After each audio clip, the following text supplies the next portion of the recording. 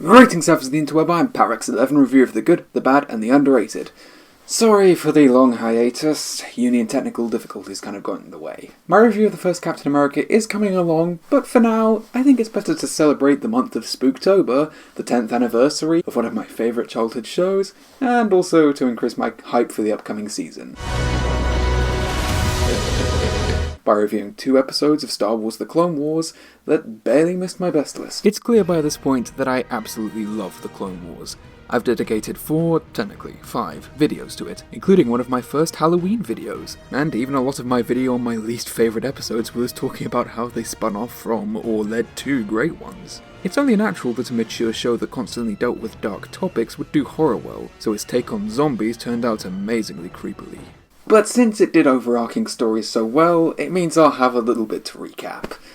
Hopefully I can do it almost as well as Tom Kane. The Republic attempts to retake the planet of Geonosis, one of the Separatists' main droid manufacturing centers. They manage to take down their largest factories thanks to a potential self-sacrifice from Padawans Ahsoka Tano and Barrisothi, but to heavy losses from their troops, and the Geonosian leader Poggle the Lesser escapes. Legacy of Terror picks up right where the last episode left off. Ahsoka and Barriss getting some much needed rest, while Master Luminara Unduli prepares to pick up Poggle's trail. It's a realistic way to shuffle around the characters and dynamics for the arc, as well as making this battle seem tough without killing anyone off, apart from the faceless soldiers. I mean, I felt sad whenever I saw a clone die, but I was weird, what do I know? Tentative use of past tense, P-Man. Always, Jamie. Just make sure to leave a bit of strategic planning for me when I come back, Master Kenobi.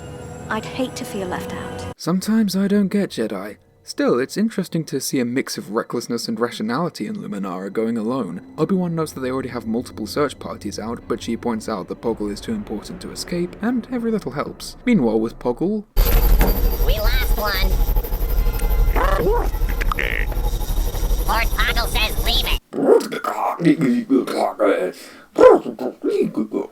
Sure enough, Luminara comes across the crate and contacts Kenobi and Mundi. I also like her thoroughness, as while Mundi says it may be debris from a battle, she doesn't brush it off, especially as there wasn't a battle in the area, and he's headed towards a temple. Nothing in the temple could have survived the munitions we used in the first wave of our attack. And of course there's no possibility that the bugs would be hiding in, I don't know, underground catacombs that your artillery couldn't destroy. No wonder you lost the planet. Anakin warns Luminara of an incoming sandstorm, but she continues to give chase. A little stupid considering their communications will be scrambled, but as said before, Poggle is an important official, and she definitely would regret her haste later. At least the droids aren't having a much better time. Lord Poggle taking us. OM5? OM5! Don't leave me. You will never be forgotten, brave soldier.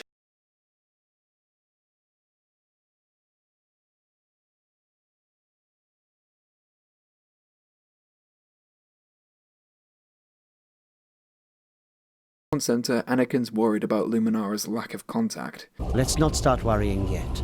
Luminara's not one to take unnecessary risks. That's true, she isn't Anakin. Luminara and the trooper reach the temple and, must say, I'm not a fan of Geonosian architecture. They make our gargoyles look like puppies, although it's effective that they seem to be recoiling in horror, as if they're nothing compared to what lies beneath the temple. Sure enough, the unlucky clone finds an uncovered hole, and both he and Unduli are taken by unseen attackers, with Anakin, Obi-Wan, Cody, and a squad of troops only able to follow when the storm dies down. I guess Mundi's injury hadn't fully healed? Or he was too busy worrying about the Wookiees. Once they reach the temple, they find Luminara gone, the trooper dead, and an uncovered manhole. Poggle didn't do this. But maybe that did. That is one ugly bug. A Geonosian weeping angel? Please, no. Obi-Wan instead thinks that it's the rumored Geonosian Queen. A nice expansion on their culture, as well as explaining how they were able to reorganize so quickly after the first battle of Geonosis in Attack of the Clones. The Republic may have crippled them, but failed to take out their real leader, so the infestation continued. The group heads into the cramped, dark, bone-filled catacombs, while Luminara is being carted off by some drones that it's immediately easy to tell aren't right. Even by bug standards they're creepy, with a shambling walk, glazed-over eyes, and, creepiest for me, eerie growls and moans as if they're only just clinging to life.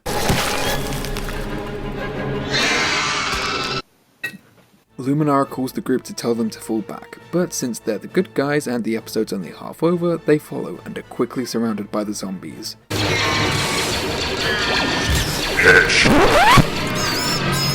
Ugh. Someone needs some deworming tablets to take care of their foreshadowing. Their blasters and sabers are so ineffective that the only way they can beat them is to retreat and take out the tunnel supports, so Obi-Wan can give some more exposition in peace. I've heard stories of a Geonosian hive mind so powerful, so strong that it can maintain its connection with its warriors even after they have died. Someone's done their homework on Geonosian lore. Although in design they're generic zombies, I do love the idea of an ultimate bug hive mind. Most real insects work themselves to death, but that's not a problem for the Geonosians. There's no signal. We must be too deep underground.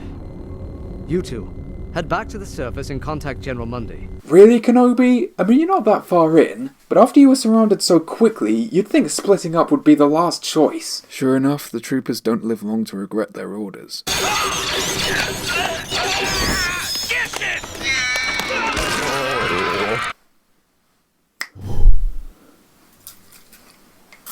Luckily, Anakin and Obi-Wan realize this was a bad idea and decide to press on. Luminara wakes up in the Queen's throne room.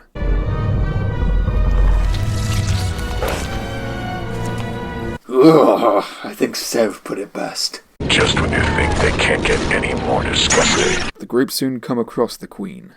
I wonder how well her and Chrysalis would get along. Nah, she'd just get jealous of Chrissy's fanboys. And legs. You take the soldiers, I'll take the Queen. Must you always rush into things? Oh no, you don't actually want to talk to it, do you? Yes, the negotiator. Also good to get to know your enemy, especially one as clearly formidable and resilient as her. Though Kenobi also comes up with a clever plan for Cody and his troops to turn on their lights to temporarily blind the bugs so they can escape. A good tactic for creatures living in darkness. And if the zombies on their own weren't creepy enough, we see several missing parts of their limbs and even their eyes. I'm gonna take a wild guess and say Geonosian healthcare isn't the best. Shouldn't have let the banking clan get involved. The Queen took Luminara hostage. She wanted a Jedi, now she has 2 more. 3 is a crowd. I thought I told you not to follow me, Master Kenobi. Yes, well, I took a lesson from Anakin and decided not to follow orders.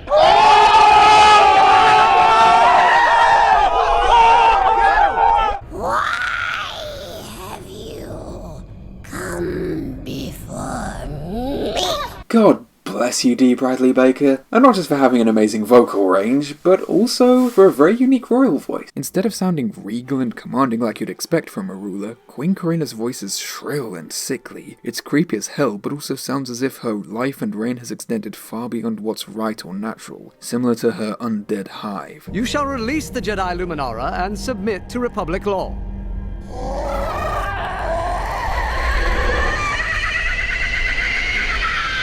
Well, that's a reasonable response. She then reveals her plan to brainwash the Jedi using the worms we saw earlier, a literal hive mind and a good dictator, or should that be bad dictator? Always needs to get inside their subjects' heads. However, Obi-Wan's as unflappable as ever. Come now, the nose or the ear, which do you think will enter? I think the nose. The wisecracks drag out this scene and make it tenser. Luckily, this is one plan that survives the heat of battle, as the troopers blind the bugs and Anakin cuts Luminara free, captures Poggle, and kills a worm Obi-Wan wanted to study. What are you doing? I was going to study that! Study the bottom of my boot! I mean, you did fail to stamp out the Geonosians last time, but that could have come in handy next time. They take out the tunnel supports and run. It's a nail-biting chase with the zombies, dust and rubble burying them, but also satisfying as hell to see Queen Karina's kingdom literally crumble around her. Luckily, everyone manages to escape the temple, and the bugs are seemingly buried alive. Or buried undead. Knowing how the Queen controls her minions could have proven valuable. Well, hopefully the secret is buried with her. I have a bad feeling about this. Sure enough, Brain Invaders starts. Hold on a sec. Shouldn't the last episode have been called Brain Invaders since it established the worms, and then this one be called A Legacy of Terror since it deals with the aftermath of them, even though the Queen seems to have been destroyed? Oh god, I'm so pedantic. Anyway, they prepare to take Poggle to Coruscant for trial, but some troops on Dantooine need medical supplies from a station nowhere near Coruscant. Time to check out the rebel base while they're at it. So they split up again, with the Masters and Anakin taking Poggle while Ahsoka and Barriss go on the supply run. We then cut to the ruins outside the temple, where a worm escapes and infects a clone. If only Scythe was a lighter sleeper. Thought we were bred for battle, not running errands. Hey! We were bred to follow orders, Pulsar. Sometimes ones you might not want to. Jeez, will that become horrifying later. Yikes, clone chiropractors must be in short supply. However, subtlety clearly isn't a bug specialty, judging by that backpack. Scythe can get a bunch of bug eggs onto a ship, but I need to get felt up every time I forget to take a coin out of my pockets in airport security? So unfair. Ahsoka can't get sleep due to the change of scenery and her plot sense. Good to show the real effects of war on people, especially since Ahsoka and Barriss are just teenagers. If only the clones followed them to the mess hall, and were also light sleepers. Once the war is over, it will be our job to maintain the peace. Yes, but will we do so as keepers of the peace or warriors? And what's the difference? I guess Barriss later found the difference a lot more obvious than Ahsoka. You might find some of his thoughts on the future, a bit radical. Really? Why? Let's just say my master will always do what needs to be done. There's no youngling he won't kill for the greater good. Luckily, before I can get too hung up on stuff that's horrifying later, the brainwashed clones go to the bridge to give us some present horrifying stuff. What the? I wonder how they'd feel afterwards. At least they didn't have control, unlike Rex and Wax's platoons on Umbara. Another group go to attack the Padawans, but are dispatched quickly, with another 2 confused clones following soon, but are seemingly normal. These men wouldn't just attack us without reason. My master had a clone betray them once. A traitor who was paid off by Ventress. It can't be that simple. Nope, Slick was in full control, unlike here. We're Order 66. Fun kiddie show! The Masters and Anakin notice the Padawans haven't checked in, but for once, Obi-Wan's snark isn't helpful. They're in trouble. Anakin, have faith in your Padawan. She would have checked in. Like you always do? Good point. Never mind Barriss being more by the book than Snips, I guess. The brainwashed clones shield the bridge, and the Padawans are attacked by Trap. He's infected! Get this thing off me! Clever little worm. Also, poor Trap. The 2 later find the clones preparing bug Kool-Aid.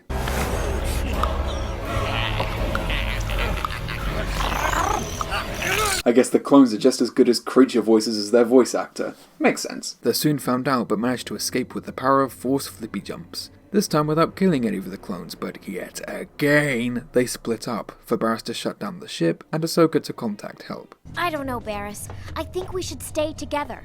As do I. Even the characters are starting to realize how bad that idea is. I mean, why did you take strategy lessons from a bunch of snooping kids? Ahsoka successfully warns Kit Fisto, yay! The only way we can stop these parasites is to analyze them. If only you were in Anakin's place last episode.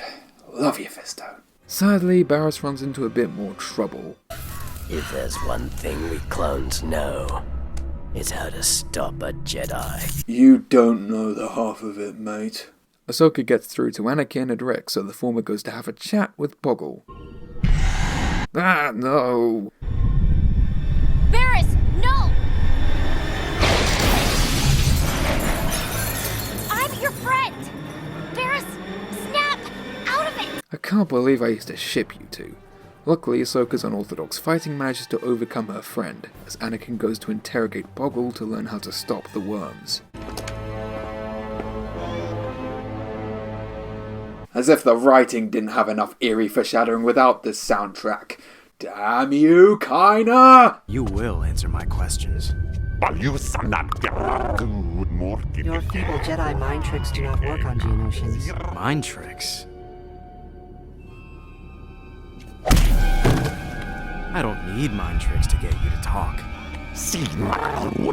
I will never talk, Jedi. We'll see about that. I guess he did what needed to be done. But what happens if he goes down that path when it isn't needed? Ahsoka manages to hide in the vents. The bugs really aren't that genre savvy, as Anakin tells her that the worms are affected by the cold, and she'll have to rupture the ship's cooling system to kill them. It's a logical weakness, both for a bug and a creature that originally comes from a desert planet. Can you feel it coming? the icy cold of space. The ship heads out of hyperspace, with Tux needing to be sent out to slow it down, as Ahsoka clearly regrets wearing the traditional Jedi tube top.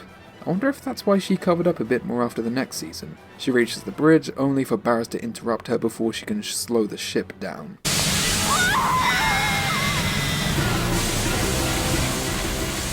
Kill me! Please! That's a great fifth option! Let's work on the first four! Also, that's a dick shot, director. It's clever, but still, dick shot. I mean, not a literal dick shot, but... You know, it's a good thing I can't monetize my videos. Fisto, of course, finds that Ahsoka cut the worm instead of Barriss's head.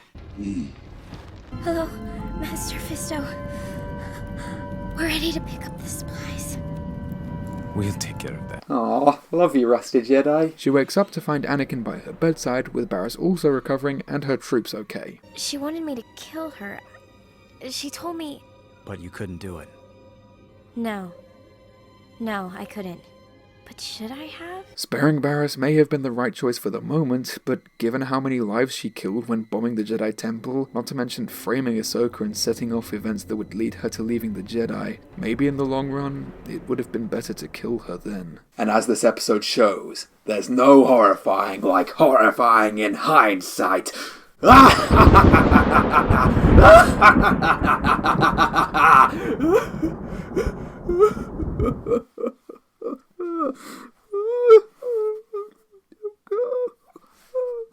So these two episodes are great. Similar to Lair of Grievous, Legacy of Terror makes great use of a claustrophobic unknown setting full of unknown horrors. The show also manages to get darker than most with its rating, presumably thanks to the zombies not being human, or having blood, but remain a constant and creepy threat, along with their queen as an effective brain to their brawn. Even with limited screen time, Brain Invaders adds to the worm's creepiness by having them possess the good guys, now the threat of people we've been rooting for throughout the arc, so it's sad to see them harmed or killed, and even more twisted than when they were just possessing the Geonosians. As ever for the show, the animation's great, the Jedi are far more likeable than in the prequels, and it weaves an interesting story while also providing gut-wrenching setup for future stories that both had and hadn't been told at this point. Now, if you'll excuse me, I'm gonna go and head out to get some far less deadly and far more delicious worms, preferably made of gum. I'm Parex11, thank you for watching.